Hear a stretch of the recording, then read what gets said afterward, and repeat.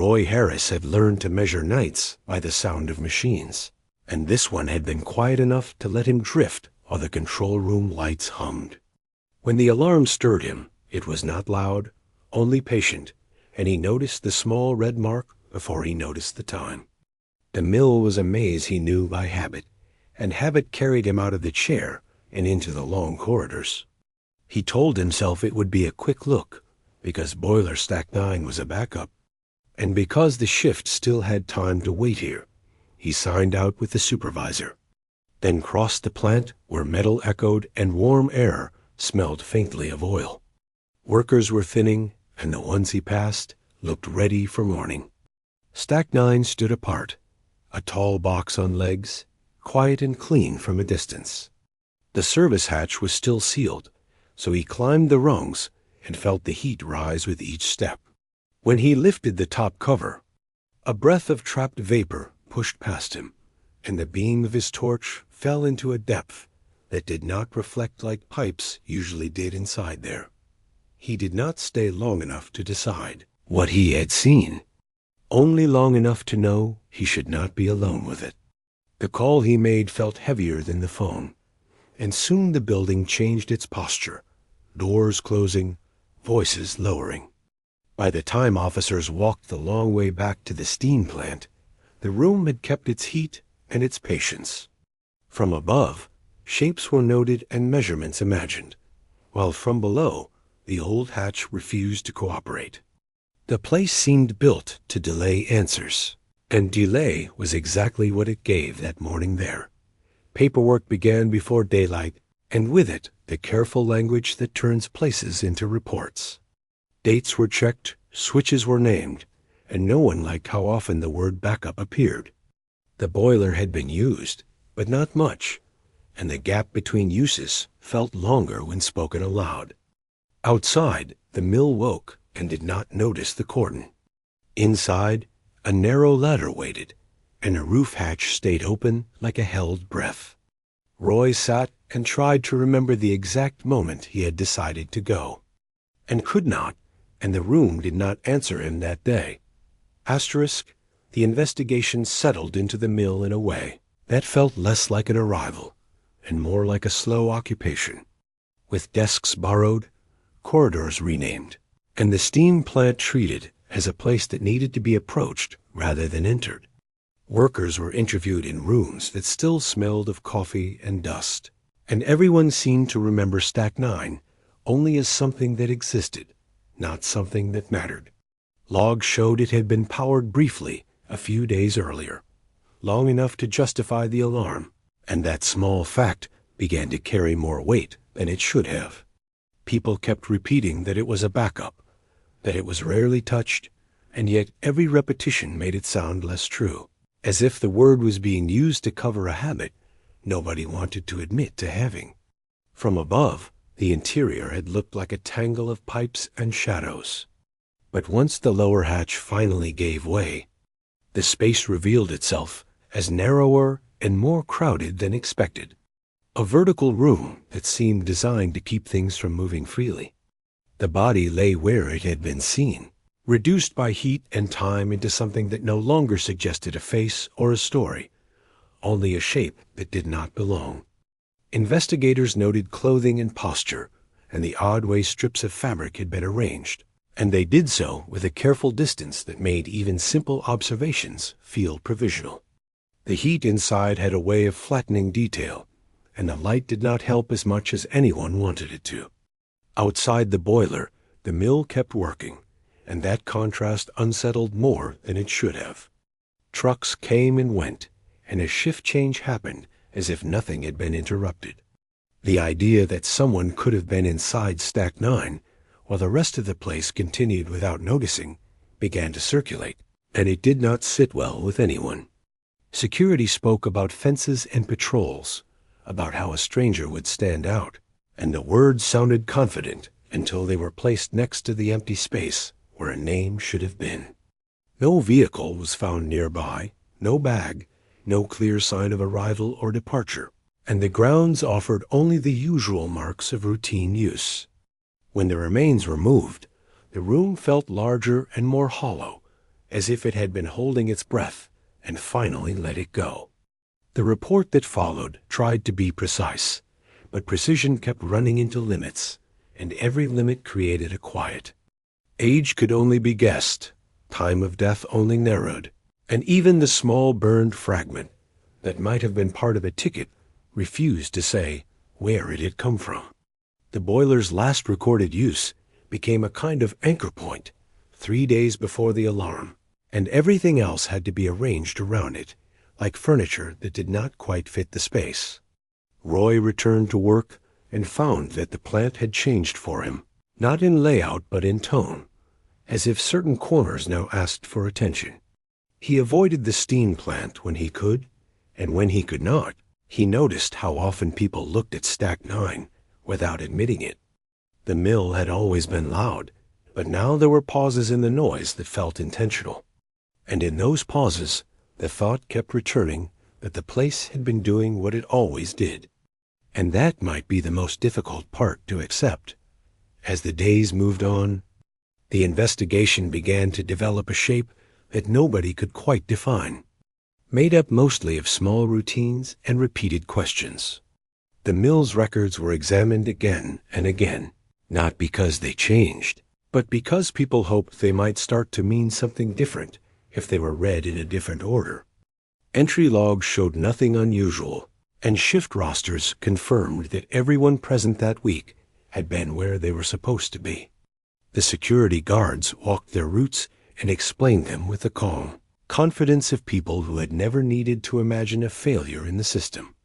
Yet the idea that someone had crossed the grounds, climbed the structure, and entered Stack 9 without being seen kept returning, not as an accusation, but as a quiet problem that refused to solve itself. The boiler room itself became a kind of reference point, a place people visited to check their own expectations against the walls and the ladders. And each visit seemed to leave them more certain that the space was both simpler and more complicated than it first appeared. The medical report did little to settle anything, and in some ways made the outline of the case blur rather than sharpen. The man's age was estimated, his build described, and the condition of the remains explained in careful, neutral language that did not suggest a life so much as a set of measurements. There was no way to know what he had been doing before he arrived, or even how long he had been alive after he fell, and that uncertainty sat at the center of every conversation. The clothes were ordinary enough to be from almost anywhere, and the damaged scrap that might once have been a ticket could not be traced any station or route. Appeals were drafted and released, and a reconstructed face was shared, but the responses were limited to guesses and distant maybes that never quite turned into names.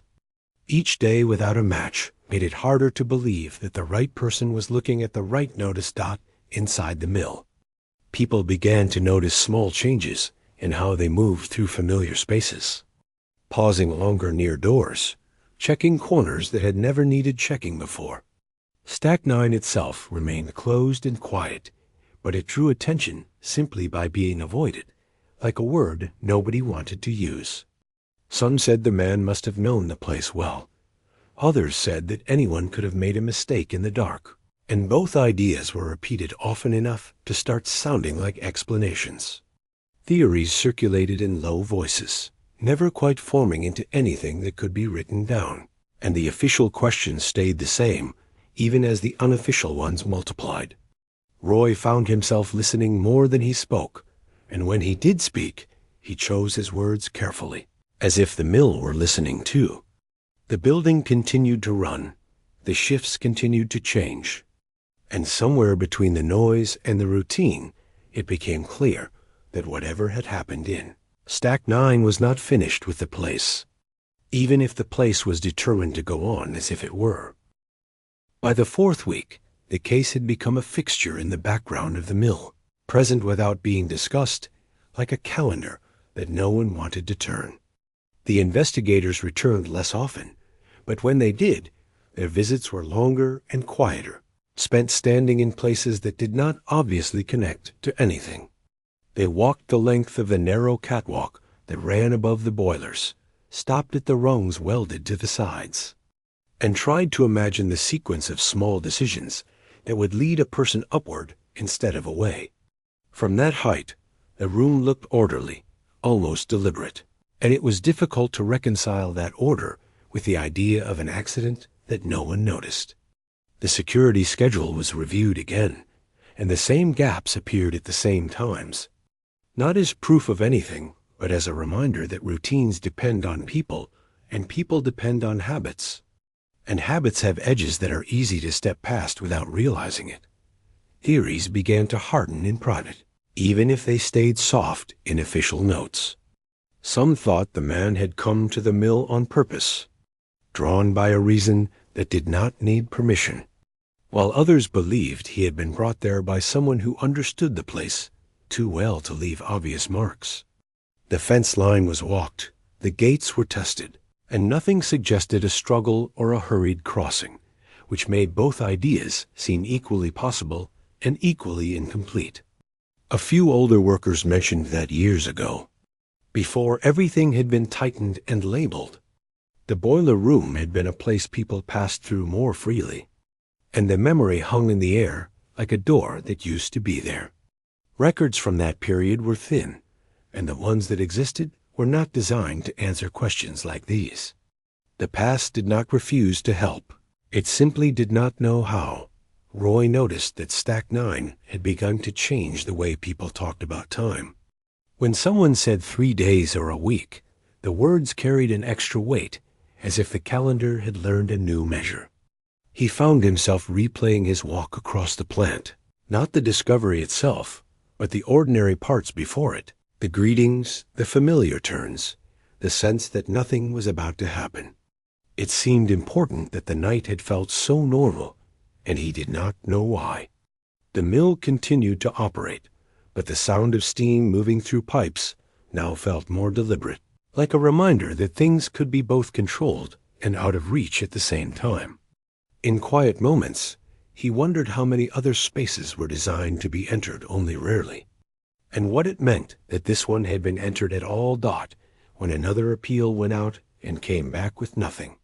The case shifted again, not toward resolution, but toward a kind of waiting. The file grew thicker, the questions stayed the same, and Stack 9 remained sealed, a tall, silent shape that did not explain itself. People learned to work around it, to step past it without looking, and to accept that some places become part of a story without ever agreeing to tell it. The mill had always been good at keeping things moving, and now it was learning how to keep something still. Asterisk. The 5th month arrived, without any clear signal that it was different from the ones before it, and yet the case seemed to settle into a heavier kind of silence, one that did not come from a lack of activity, but from too much repetition. The file was reviewed again, and each page felt more familiar and less useful, as if the facts were slowly learning how to hide inside their own order.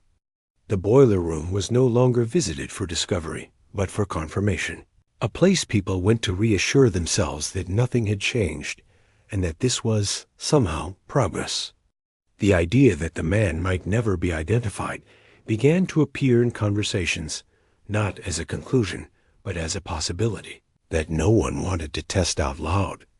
Posters stayed up longer than they were meant to, and the edges curled in a way that made the faces on them look tired, even though they were only drawings.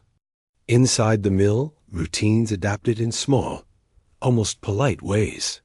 Stack 9 remained off-limits, and the space around it became a corridor people passed through quickly, without stopping, as if lingering might suggest a reason to be there.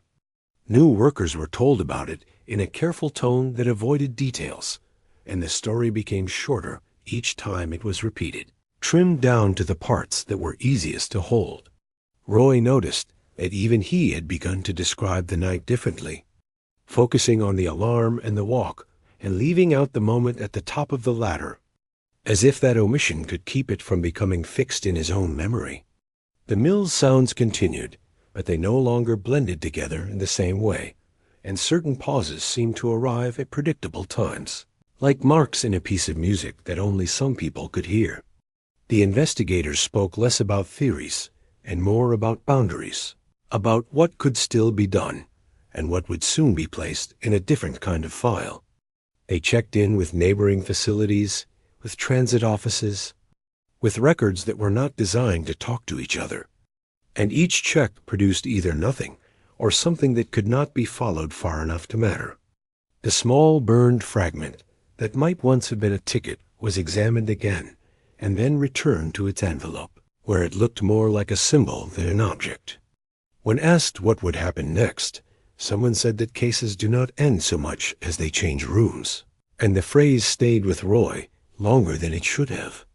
It made the building feel larger than it had before, full of quiet spaces where things were not exactly lost, just set aside.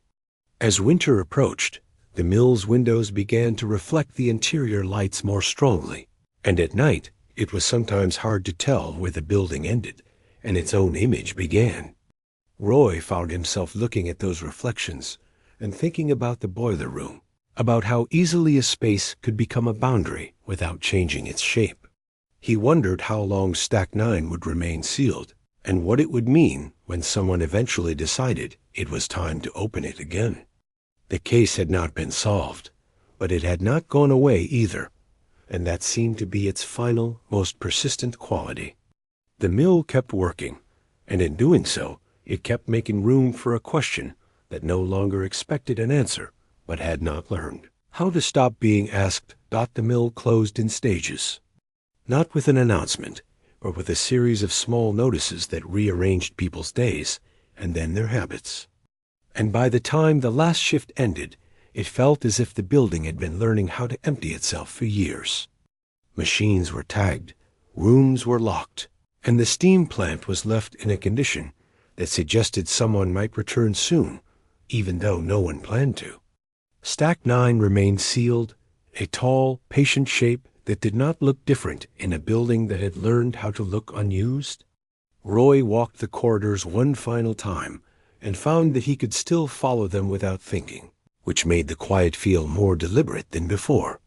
The case file was moved to a shelf that did not invite visits, and the word unresolved appeared in a way that sounded less like a judgment and more like a description of posture, something that could be held for a long time without being noticed. Years passed in the way they often do, with the story returning only when someone asked what the place used to be. The mill's windows clouded, and the fence sagged in places that had once been straightened weekly, and Stack 9 gathered a kind of ordinary dust that did not suggest importance. Occasionally, a reporter or a forum thread would bring the name back into the open, and the same small collection of facts would be arranged again, as if the order might finally be the right one. Nothing new stayed new for long. The idea that someone somewhere might recognize the description never quite left, but it became a background thought, like a clock in another room. When the remains were mentioned, it was usually with the careful distance that comes from not knowing who they belonged to, and the distance itself became part of the story. Roy changed jobs in cities, and sometimes found himself waking before morning with the sense that an alarm had sounded, only to realize that it was only a memory of a sound. He did not tell the story often, and when he did, he kept to the parts that could be explained without asking for agreement. He could still picture the ladder, the way the air shifted near the top, and the moment when the light showed something that did not belong, but he had learned to leave those details where they were. In quiet moments, he wondered whether the man had expected the place to be empty, or whether he had expected something else entirely, and he never found a way to test either thought without turning it into something too certain to be honest. The building remains, in a way, even after it is gone, in maps that no longer match, and in stories that choose their own edges. Stack 9 is now just a number that used to point to a place, and the place itself is part of a field that looks like it has always been that way. Nothing there suggests what it once held, and that absence feels intentional only if someone is already looking for intention. The case does not end so much as it stays where it is, a quiet arrangement of facts that waits without asking. And in that waiting, it continues to do what it always did, which is to leave room for a person who never arrives and for an answer that never quite becomes necessary.